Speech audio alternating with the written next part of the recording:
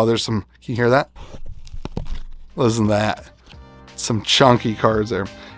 This Magic collection was in a fire in 2006.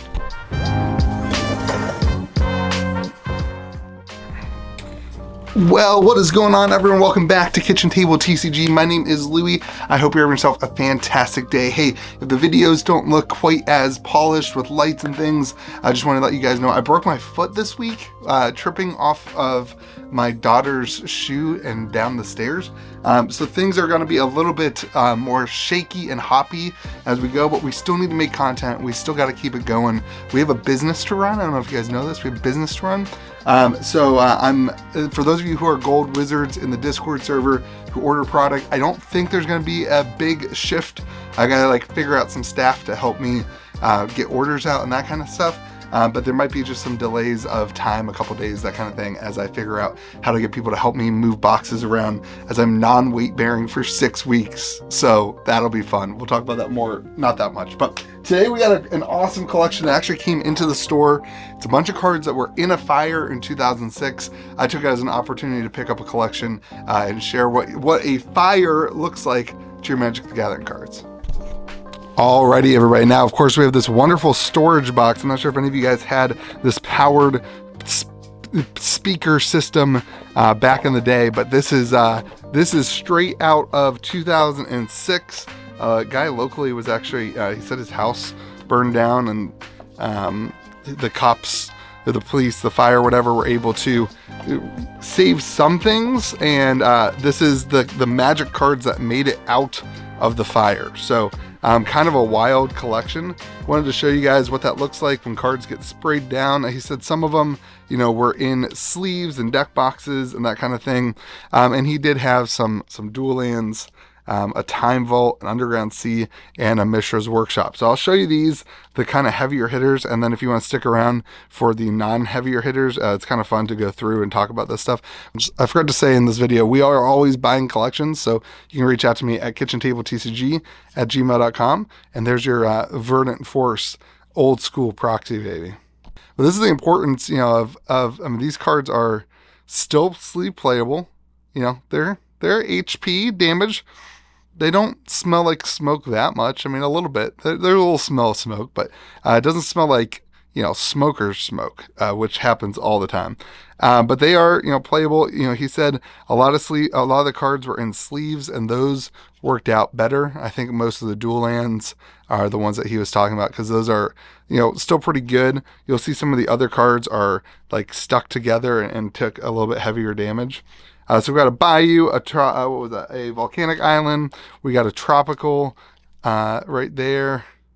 Beautiful. Again, sleeve playable cards, no huge damage, because I believe these were in sleeves when they got kind of completely messed up. It's a shame, he said he had been playing for a long time, way back when Revised, he told me they ordered Revised direct from Wizards of the Coast because there was no game stores in the area, and they delivered them to the wrong house. He was telling me there was 6 cases of Revised just sitting out on a porch for 4 days. Here's your Time Vault. A lot of people call this the 10th of the power. The power 10 includes the Time Vault. So really cool unlimited Time Vault here. Again, the damage is there. I mean, it's definitely damaged. I don't think you can get away with HP on something like this. But definitely damaged, beat up condition. But a card that still sees a lot of interest in sleeve playable form, and these are certainly there. And of course, everybody's favorite sea, the Underground Sea. Amazing dual land there. Again, decent condition. Not really. It was sleeve playable though. Sleeve playable is the big thing here. If these cards were actually damaged and not sleeve playable, I wouldn't have picked them up. But they are sleeve playable, so people still like them. And then a Mishra's Workshop. These just don't come around very often either. You can tell this one got some water spray on it on the side. But he did say he took these and he was able to get them out of the water relatively quickly as soon as they let them back in. And he took the higher end cards and did some remediation to get the water kind of soaked out of them. So they feel pretty good. But this is what happens when your cards are in a house fire. So then I kind of thumbed through the other batch to find some other cards. You got the Fast Bond and the Ruby Medallion that has seen. That one might not actually be sleeve playable. That thing. So you can see where they sprayed and then some of the cards stuck together, because it's not just fire damage or smoke damage that you have to worry about, but then, they spray all that fire stuff and it just kind of jacks up the cards. An Unlimited Soul Ring, again, sleeve playable. That's a card that, locally somebody will pick up, throw in a commander deck. Copy Artifact, Urborg, Stasis, the Sylvan Library. You can see here it got stuck a little bit and then taken off. A couple Mana Vaults. These cards, at the end of the day, when you're a store, particularly for me, I like buying things that have good stories to them. I thought this would be a fun one to go through and just show you guys, the history of the game. These cards weren't, they didn't have much value back when the fire happened. He wasn't even like that disappointed, he said. It was he was disappointed with the house, obviously. But like at the end of the day, it was like the cards were just something that they played with, and that's what's the disappointment. But he kept them because they were sentimental, and now he got some money for them. What is that? 20 years later, something like that. Yeah, 20 years later, 18 years later, he got some money out of them, just because I thought it was a cool story.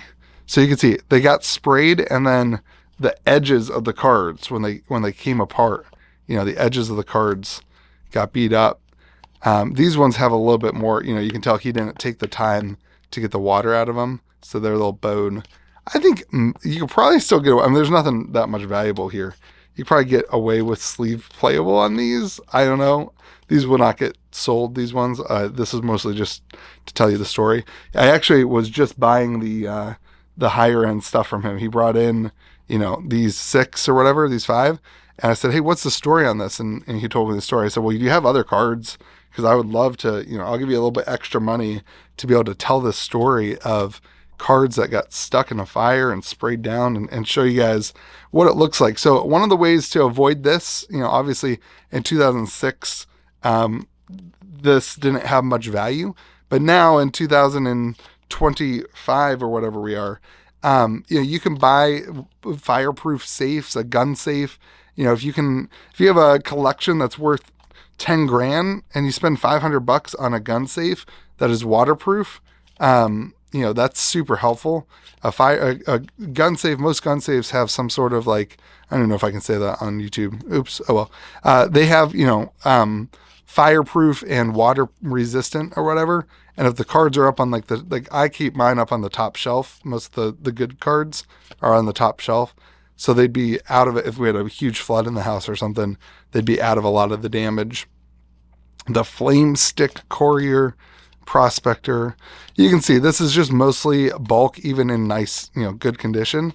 But that's what happens when your cards go through a fire and then get sprayed by the people trying to save the house. It makes sense. It's the way it is. So let me know what you think. I'm not going to go through all these cards. You can kind of get a sense for what happens and what comes in. But definitely a very interesting story. There's a brain geyser. Definitely a very interesting story and something that you don't see it very often, but you can kind of remediate it a little bit if you keep your cards somewhere that won't get damaged by that, especially if you have high-end cards. This is why you need to kind of think through how to save them and how to store them. I don't know if I would recommend insurance. It's hard to prove value of things. It's hard to prove that you actually own the things. There's a lot of people who might tell you otherwise. I don't really know the best advice for that. My decision is to invest in things that prevent things from happening. So using, for really high-end stuff, using security deposit boxes. There's some lightning bolts. What are those? Unlimited, or they're revised. Using safety deposit boxes, that's another way kind of around this, to kind of avoid anything like that happening. But again, you gotta kind of make those decisions for yourself. There's a wheel that is super, super janky. You got to kind of use those decisions for yourself and decide what works and what doesn't work for you. So yeah, everybody, have yourselves a great day. Remember to be kind to the people around you, and be mindful that even in sleeve playable form, cards have value. And if you're ever buying, oh dude, this is what I wanted. This is what I was looking for. Look at that. just chunky. Oh, there's some, can you hear that? Listen to that. Some chunky cards there. Keep in mind, you know, even in HP versions of cards, some of them still have some value. And these ones though, like I mean, ugh, gross. Have a great day, everyone. Be kind to the people around you. We'll see you again next video.